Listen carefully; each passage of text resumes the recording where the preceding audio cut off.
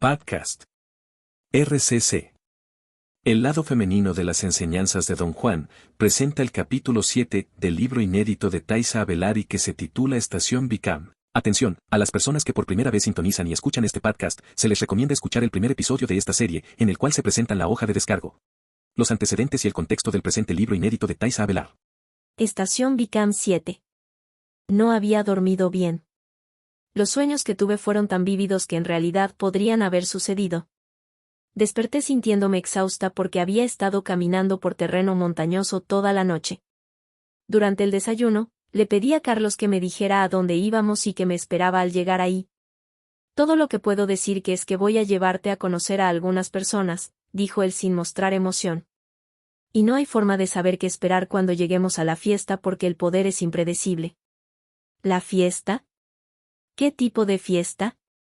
Una reunión, una fiesta, dijo Carlos mientras hacía señales a la camarera para pedir la cuenta.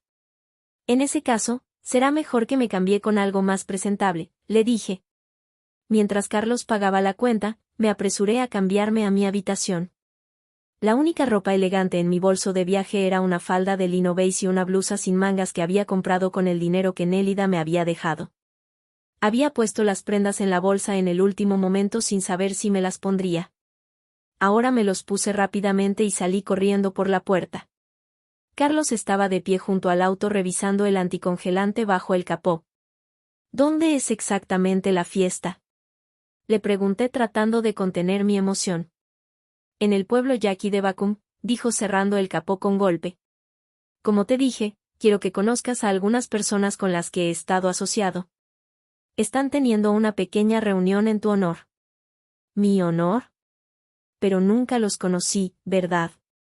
No, no lo has hecho. Pero están ansiosos por conocerte. ¿Por qué? ¿Les hablaste de mí? ¿Cuándo los viste? No habíamos dejado de estar en compañía uno del otro desde que habíamos cruzado la frontera. A menos que Carlos se hubiera escapado de su habitación durante la noche, no había forma de que pudiera haber conocido a nadie. Quizás alguien le llamó por teléfono o le envió un mensaje. Una extraña agitación me poseyó. Las únicas personas que había conocido en México fueron Clara, Nélida y el señor Avellar, y por supuesto, Emilito, de quienes estaba yo segura que no eran de los que asistían a reuniones. No puedo esperar para conocerlos, dije con entusiasmo. ¿Me veo bien? Carlos me escaneó de arriba a abajo. ¿No tienes unos zapatos apropiados para caminar? No puedo usar botas de montaña con este atuendo, dije. Sería arruinar mi aspecto. Me di cuenta de que iba a hacer todo lo posible para impresionar a las personas que iba a conocer, hasta el punto de llevar incómodas sandalias de vestir. Pero quería lucir elegante, no como si hubiera estado de excursión por el desierto vestida a mi antojo. Además, Carlos había estipulado que la fiesta era en la casa de alguien y que íbamos a conducir hasta allí. No vi que fuéramos a caminar demasiado en la agenda. Muy bien, entonces vamos, dijo Carlos. Me metí en el auto esforzándome por no arrugar mi falda. Salimos de Guaymas y luego nos dirigimos hacia el sureste hacia los pueblos yaquis. Era obvio que Carlos había conducido por carreteras mexicanas muchas veces, porque el auto se ajustaba a la carretera mientras sorteaba las curvas de manera experta. Sin embargo, cada vez que el camino desaparecía por una curva, contenía la respiración con la esperanza de que no nos sorprendiera una inminente camioneta o autobús que invadiera nuestro carril. Colocado a lo largo del camino, como un recordatorio constante de una desgracia, había cruces de madera o santuarios con flores marchitas que marcan el lugar donde un auto se había salido carretera, había habido un accidente, o una persona había sido atropellada accidentalmente. Para mi aflicción, estos mórbidos monumentos eran inquietantemente numerosos. Llegamos a un pequeño pueblo formado por un grupo de casas de adobe con puertas que se abrían a cuartos oscuros que parecían cuevas. En un patio abierto, delineado con cercas de caña, vi un pollo gordo blanco molestado por dos gallinas rojizas más pequeñas. Cerca de una casa había un coche cubierto de óxido sin ruedas, los restos de un accidente y tras haber sido abandonado ahí, nunca más lo movieron. ¿Es este uno de los pueblos yaquis? Pregunté. No, este es Empalme. Los pueblos yaquis están más delante. Bacum, hacia donde nos dirigimos, es uno de los 8 pueblos que los yaquis consideran que se ubica en suelo sagrado. Las crónicas de Raúl los registran como habiendo sido establecidos antes de la llegada de los españoles. ¿Qué son las crónicas de Raúl? Es una lista de fechas memorables en la historia yaqui. Según la crónica, hubo 4 grandes hombres que llamaron al pueblo, reunieron a las personas y las condujeron por los límites del país yaqui. Ellos fueron a Cabora en el arroyo Cocoraqui, de allí a Tacalaim, el pico al norte de Guaymas. A medida que avanzaban por el límite, predicaban y cantaban con la gente, estableciendo así la línea fronteriza del territorio yaqui. Después de eso, fundaron los 8 pueblos. La solemne creencia sobre el origen de su territorio tribal es el canto para establecer los límites y las ciudades en algún momento del pasado remoto. ¿Cuáles son las otras 7 ciudades?, pregunté. Cocorit, Bicam, Torim, Potam, Caum, Huiribis y Belém, dijo Carlos. Estaban situadas a lo largo de las 60 millas más bajas del río Yaqui. Pero durante el siglo XIX, el canal principal del río Yaqui debajo de Potam cambió bruscamente y Belém se quedó completamente sin agua, el suministro de agua a Huiribis y Caum fue severamente restringido. ¿Qué le pasó a la gente en estos lugares? Tuvieron que mudarse a otro lugar. A muchos les dio tierras la gente de Potam, otros se mudaron a Empalme o buscaron nuevos asentamientos. Pero con la invasión constante de los mexicanos en sus tierras, la mayoría de los yaquis habían dejado las tierras originales, como Bacum, y establecieron nuevos pueblos en otros lugares a menudo con el mismo nombre. La misma cosa sucedió en Bicam. Un nuevo centro del pueblo, llamado Estación Bicam, fue establecido en la zona del ferrocarril en Bicam. Sin embargo, la mayoría de las personas que ahora viven allí son mexicanos. Pasamos otro asentamiento, más bajo. Más conjuntos de casas de adobe con techos bajos, rodeadas con cercas de caña sostenidas en su lugar con palos retorcidos.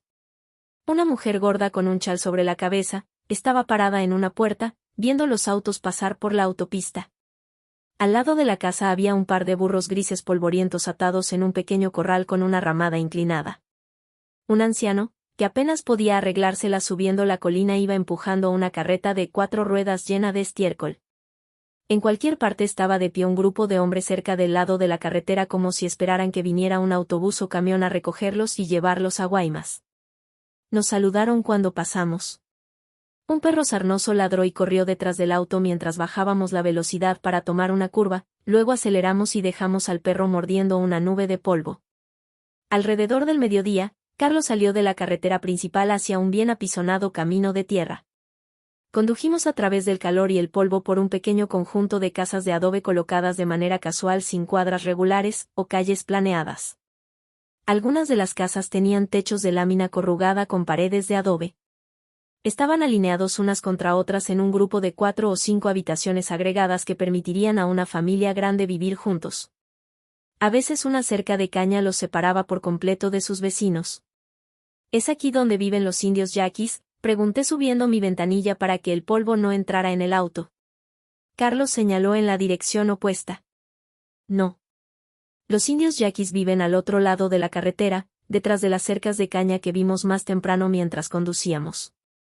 Los mexicanos, o yoris como los yaquis los llaman a ellos, viven en estas casas. Carlos dijo que las casas mexicanas en Estación Bicam estaban mejor construidas que las del otro lado de la carretera principal.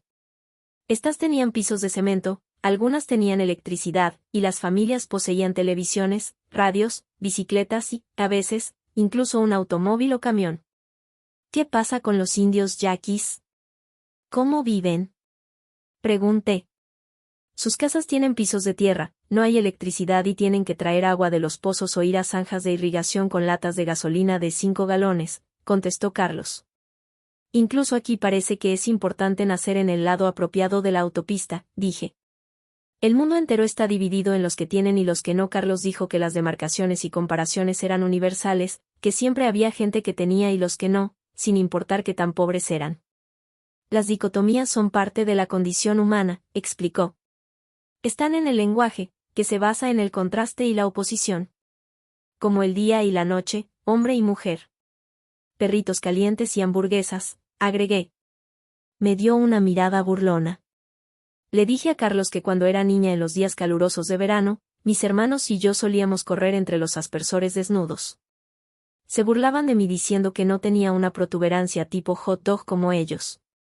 Dijeron que el mío parecía una hamburguesa. Cuando insistí en que las hamburguesas eran mejores que los hot dogs, inmediatamente demostraron lo contrario al orinar en arcos perfectos. Cuando intenté hacer lo mismo inútilmente, se rieron porque solo podía orinar hacia abajo. Me habían convencido de que nací sin algo esencial, le dije a Carlos, de que yo era deficiente, y ese sentimiento me persiguió por el resto de mi vida. Me sentía engañada por no haber nacido hombre. Los hot dogs no son mejores que las hamburguesas, dijo Carlos riendo. Tú has sido engañada por la autoridad y la certidumbre que los varones tienen de ser superiores por el hecho de haber sido deseados por los padres, mientras que las mujeres generalmente no lo son. Los machos parten de una posición más privilegiada, pero nosotros no somos intrínsecamente superiores. Recordé a Clara asegurándome lo mismo. El útero es el dador de vida, había dicho ella. Puede crear, ser una fuente de fuerza, mover cosas y hacer que las cosas sucedan. Eres una tonta por aceptar ciegamente una posición de inferioridad sin cuestionarla. ¿Por qué no aceptar una posición de fuerza y confianza en vez de eso? El útero puede darte todo eso y más. Es el órgano de la vida misma. Un grupo de niños corrió alegremente detrás del carro arrojándole pequeños guijarros.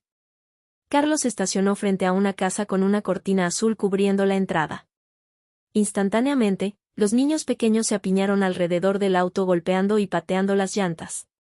Otros mantuvieron la distancia y observaban con los ojos muy abiertos mientras salíamos del auto. ¿Es este el lugar de la fiesta?, pregunté evitando los ojos de los niños. Carlos sacudió la cabeza. No. Pero tengo que presentar mis respetos a algunos amigos, primero. Ellos siempre han sido muy amables conmigo. Una mujer vestida con una blusa bordada blanca, una falda azul desteñida larga y un delantal marrón salió a saludarnos. Su piel era morena y suave, y sus ojos eran brillantes, negros y amigables.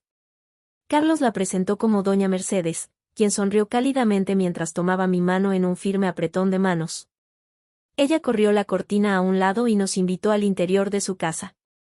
La habitación estaba semioscura, las paredes eran de estuco y el piso de cemento había sido barrido recientemente con agua. Me sorprendió lo fresco que estaba. Una cortina rojiza, pegada a la ventana, confería a la habitación un brillo suave. La cortina se deslizaba con la brisa y dejaba pasar la luz mientras se inflaba alejándose de la ventana. A través de una puerta abierta, pude ver un catre de hierro alineado como en las barracas del ejército. Una cómoda con un altar en la parte superior estaba al lado de la cama.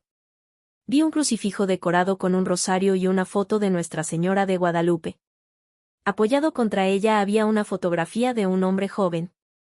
El santuario estaba cubierto de flores y 2 cirios blancos encendidos. Lo único que se me ocurrió fue que alguien había muerto recientemente. Porque parecía un altar en memoria de un difunto miembro de la familia. Nos sentamos en un sofá guinda que había perdido la mayor parte de su relleno. Sentí hundirme más profundo hasta tocar un tablero duro. Los resortes se estaban clavando en mi trasero incómodamente, pero pensé que sería de mala educación ponerme de pie y sentarme en otro lado. 2 niñas de entre 8 y 10 años, de vez en cuando asomaban la cabeza a la habitación por detrás de la cortina azul, y soltaban exuberantes risitas nerviosas. Carlos mantuvo su conversación con Doña Mercedes lo suficiente como para jugar al escondite con las niñas. Entonces la anfitriona le dijo algo a Carlos en español rápido que no pude entender. Doña Mercedes dice que Benny estará de regreso en cualquier momento, dijo Carlos. Fue a la tienda a comprar refrescos. ¿Sabía que veníamos?, pregunté.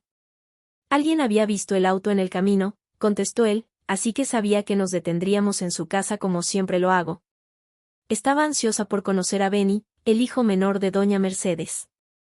Carlos había dicho que tenía 20 y tantos años y que a veces cuando hacía trabajo de campo en Bicam, se quedaba en la trastienda que ocupaba Benny cuando no estaba fuera construyendo zanjas para las enormes granjas cooperativas propiedad del gobierno mexicano. Su hermano mayor Raúl, había muerto recientemente en un deslizamiento de tierra mientras dinamitaba para construir un túnel a través de un cerro. ¿Es él el Benny que quiere la ducha?, le susurré a Carlos. Carlos asintió con la cabeza.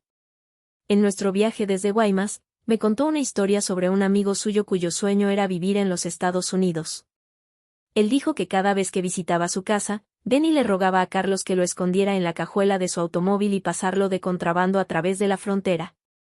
Carlos siempre se había negado, pero esto no impedía que continuara su amistad. Benny sentía que el destino le había dado un duro golpe por permitirle nacer en el lado equivocado del río Bravo. Especialmente cuando su madre, que mientras estaba embarazada de él, había estado visitando a unos parientes en Tucson, podría haber tenido a su hijo allí, lo que lo hubiera convertido en un ciudadano de los Estados Unidos. Constantemente hablaba de ir al norte, jactándose de que había llegado a Arizona 2 veces, pero había sido atrapado y deportado. Benny sabía qué tipo de autos conducían los estadounidenses, las casas grandes en las que vivían, e incluso había estado en las grandes y bien surtidas tiendas departamentales en Phoenix. Un día, volviendo a casa de trabajar en el campo, Benny estaba lavándose en la parte trasera de su casa sobre un abrevadero. Él otra vez le pidió a Carlos que lo escondiera en el maletero de su carro cuando él se fuera para Estados Unidos al día siguiente. Daría un ojo de la cara por tener una ducha decente, le había dicho Benny. Carlos le aseguró a su amigo que, aunque no podía llevarlo a Estados Unidos, su segundo sueño sería realizado, tendría la ducha de sus sueños. Benny pareció sorprendido. Eso es imposible, dijo. Realmente no, había insistido Carlos. Cuando era niño, ayudé a mi abuelo a construir una ducha en su granja. Voy a construir una como aquella solo para ti. Carlos había descrito cómo podía conectar una tubería de agua al tanque de almacenamiento en la parte posterior de la casa. Con una serie de poleas y con la ayuda de la gravedad, el agua correría hacia un tanque más pequeño fuera del área de cocinar. Una cadena conectada a un tapón cuando se suelta, permitiría que el agua corriera por una regadera con suficiente presión de agua para empapar a quien se encontrara debajo. Incluso construiría un cerca de mimbre para la privacidad y permitir que el agua se recogiese en una batea debajo para su reciclaje. «Estás loco», dijo Benny después de escuchar los planes de Carlos. «¿Qué tipo de ducha es esa? Bien podría bañarme en la zanja de irrigación». Carlos admitió que estaba atónito. «Quiero una ducha con paredes de azulejos, una puerta de cristal con cisnes grabados en ella como la vi en la revista Home and Garden, y con plomería real con agua fría y caliente todo el año». Carlos confesó que no se le había ocurrido que eso era lo que su amigo tenía en mente. Tenía que admitir que Benny tenía razón, tal ducha era imposible de construir donde vivía. ¿Siguieron siendo amigos después de eso?, había preguntado yo. Sí, pero los regalos que siempre traje conmigo, la ropa para sus 2 hermanas, las radios y la televisión portátil siempre parecían inadecuados. La cortina de doña Mercedes se abrió y entró un hombre joven alto y delgado con una sonrisa de ganador, vistiendo levis americanos, una chaqueta negra de piel y una gorra de béisbol. Abrazó a Carlos golpeando repetidamente a ambas palmas en la espalda. Echó un vistazo hacia mí que estaba sentada en el sillón y luego sonrió tímidamente cuando nos presentaron.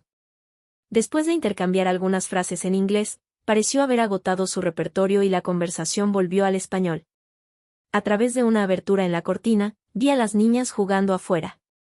En cierto momento, doña Mercedes me llevó al área del porche trasero cubierto por una ramada. Era también un área de cocina donde había comida cocinándose en enormes ollas de aluminio sobre un agujero con piedras alineadas. A un lado, pude ver un tanque para almacenar agua. Escudriñé toda el área con mi ojo de contratista, preguntándome si sería posible construir un baño.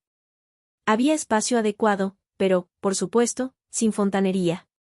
Pensé en el hermoso baño de la casa de Clara, con agua corriendo misteriosamente bajo el piso. El agua había sido entubada de un manantial subterráneo natural.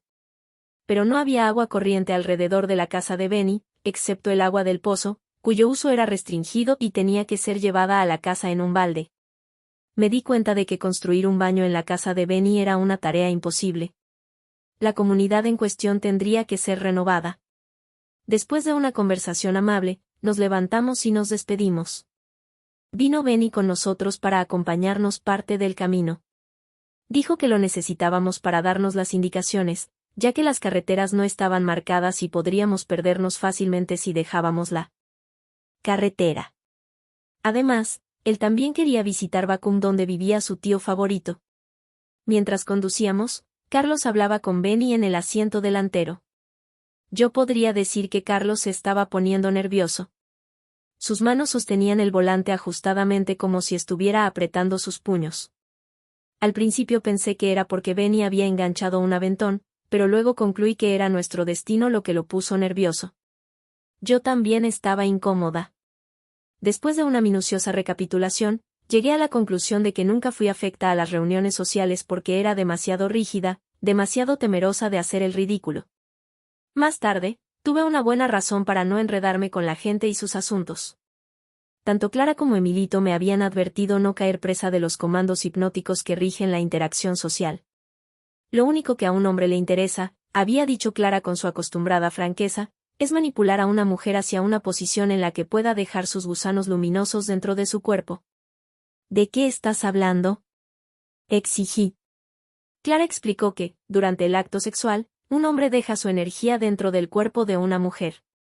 Estos gusanos luminosos, como los había llamado, al alimentarse de la energía de la mujer, la obligan a sostener a su hombre energéticamente en contra de su voluntad o su conocimiento. Los hechiceros no desperdician su energía sexual, sino que la almacenan para ser usada en soñar o acechar. Ambas actividades requieren enormes cantidades de energía, dijo Clara. Nuestra energía básica es nuestra energía sexual. Así que no debemos disiparla en un intercambio momentáneo con alguien que no nos importa. Ella dijo que las mujeres son hipnotizadas por los hombres a un nivel energético. Solo recapitulando su vida, ¿puede una mujer librarse de la carga de tener que poner continuamente su energía a disposición los hombres? El automóvil repentinamente se desvió hacia un camino seco y casi chocó con un cactus saguaro gigante que había caído al lado del camino. Desde ese momento el viaje estuvo lleno de baches. Subí la ventanilla para que el polvo no entrara al automóvil y examiné el terreno a través del vidrio manchado de insectos. Esperaba ver una mansión colonial como la de Clara oculta entre los densos arbustos y arboledas de mezquite. Pero todo lo que vi fue un grupo de casas hechas de ladrillos de barro secados al sol, unidos con paja comprimida, la típica construcción de la zona. Carlos estacionó el auto sobre un arcén de grava. ¿Ya llegamos?, pregunté débilmente. No veo ningún lugar lo suficientemente grande para una fiesta.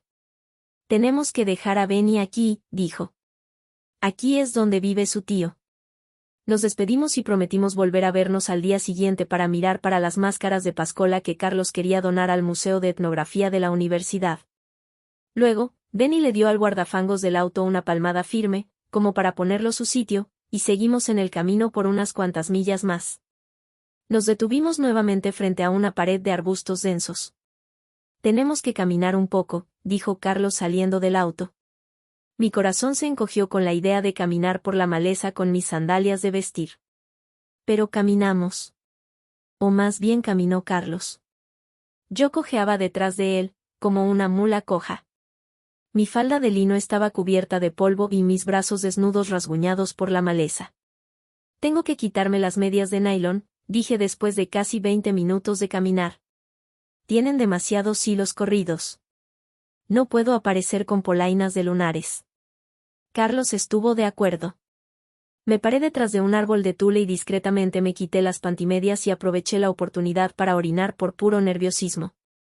Metí las medias de nylon en mi bolso y alcancé a Carlos que estaba mirando un pequeño cactus camino abajo. No tenía idea de a dónde íbamos. Todo lo que podía hacer era seguir a Carlos, fresco y cómodo en su camisa de manga larga y sus levis. Envidié la agilidad con la que caminaba sobre el terreno desigual con sus botas de montaña. De vez en cuando, hacia un lado una rama o un arbusto espinoso cuando pasábamos. ¿No podemos volver al auto para cambiarme los zapatos?, pregunté sabiendo que no podríamos. Realmente quería ir más allá de todo eso. Quería conducir a un motel, registrarme y sentarme a la sombra de un paraguas junto a la piscina, tomando un refresco frío. No. No podemos regresar, dijo con firmeza. Nos esperan y ya estamos retrasados. Empecé a hacer pucheros. Ya casi llegamos, dijo tranquilizador. El olor a humo me hizo acelerar mi ritmo porque sabía que había viviendas cercanas. Mi estómago estaba gruñendo, había desarrollado un apetito feroz. Me preguntaba si sería capaz de comer la comida o tendría que conformarme con un aperitivo por amabilidad, cuando escuché a Carlos decir, veo que ya han empezado los festejos. Date prisa, nos esperan.